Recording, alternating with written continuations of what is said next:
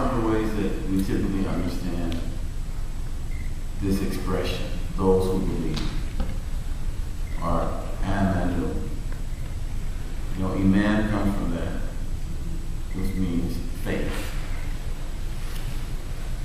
The name Amina comes from that. Even Al-Amin, the prophet's his nickname. Amanah also means to trust. Like I say, Amanah, it means what God trusted you with. And Amin also means that it's trusted.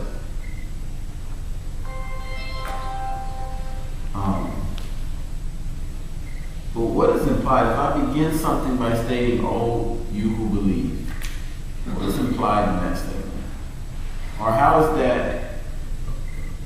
that form the discussion that comes after, or the statements that come after? What does that set up? As soon as I say, "Oh, you who believe," It's a handle. It's a response. okay. It's a qualifier. And it's separate.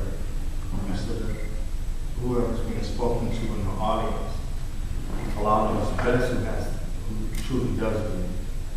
But this should ring true to those who believe that they do. And so it's a call out to this group to respond to this. Okay. I think it doesn't mean, it doesn't say, "Oh, you Muslims," it says, "Oh, you believe." So I think that, and sometimes in our narrow thinking, think that Allah will be talking to those who profess al-Islam, or use the handle Muslims, but it's all those who believe in Him. Okay. I think it represents the best of who we are as servants of Allah.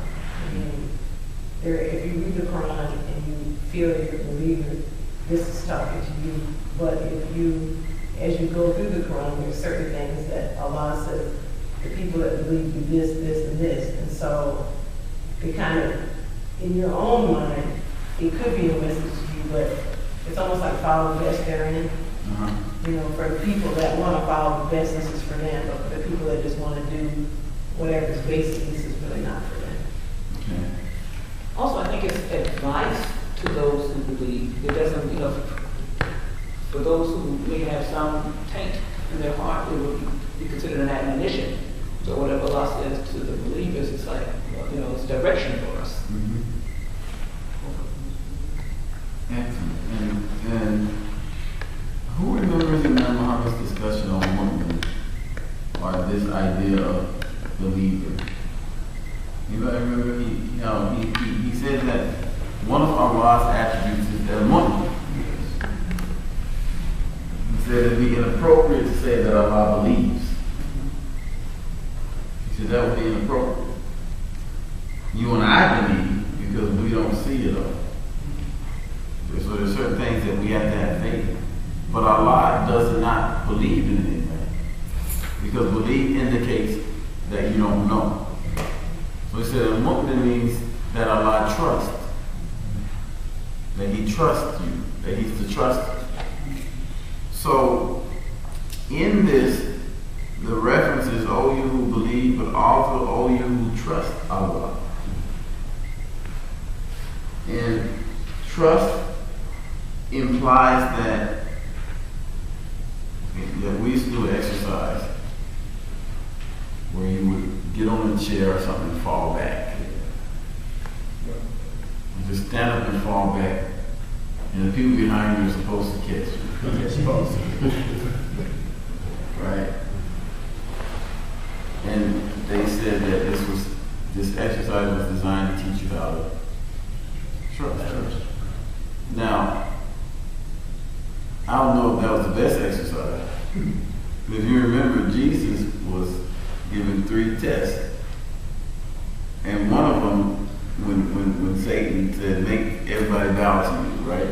And then Jesus said, "Everybody will bow to the Father," right? And then Satan said, "Well, throw yourself off this mountain," right? And Jesus said, "Thou shalt not tempt the Lord thy God," right? So I'm not telling you to go jump off a mountain hoping that that angels will swoop in and catch you. But in trusting Allah, there's going to be some things that you don't know what the conclusion is going to be. And you don't know how it's going to turn out. But you believe in it. Like in Baqarah, where it says, this is the book, in it, without doubt, is guidance to those who believe in the unseen. Bil-Ghayb. Bil-Ghayb means you can't see it. And that's the hardest time for you to stay true to something, when you can't see it. If everybody can see it, it's real easy. So I remember the Imam was talking about one day moving from the logic of materialism to the logic of faith. And he presented it as two peaks. And in the middle was an abyss, was an abyss. And an abyss is like something that bottomless pit, right? And he said he was trying to take us from the logic of materialism to the logic of faith. And he said that this world is built on the logic of materialism, but the Quran is built on the logic of faith. And the way he presented that he had placed a bridge in between the two. And I said, some people, before they go across the bridge with me, they're going to ask me, well, where did you get the wood that you made the bridge with? And what kind of tree was it? And how long ago did you chop it down? And how many layers is the bridge? Okay, so ask all these questions prior to making this move. Okay? And it's okay for you to have conscious awareness, but there are going to be some things in your life that you just have to have faith. You don't know how it's going to turn out. You don't know how it's going to turn out.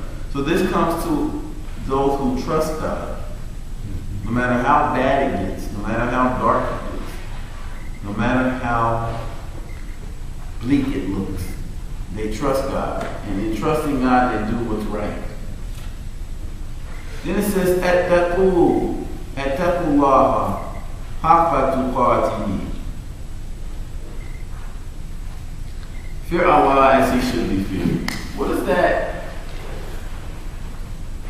And we're going to come back to this and look at it. But if I just read it, fear Allah as he should be feared. What is that? Just by reading the translation, what is that communicating to me?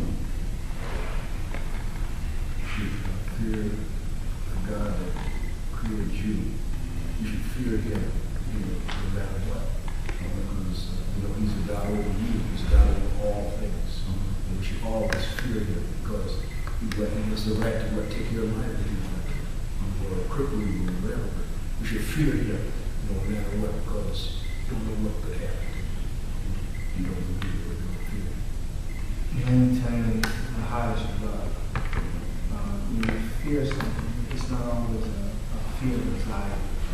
It's a fear of conscious awareness, not to violate the thing that holds you together. When you fear that, it's more of a guardful mindset, because you don't want to, like you want to hold a brother up, but you don't want to touch it. Right. You want to touch it, but you want to violate it. Okay. Well, I would say there is a right way and a wrong way, because as it should be feared. So we need instruction on how to fear him or how to reverence him, right, so that we know that we don't violate it. Right.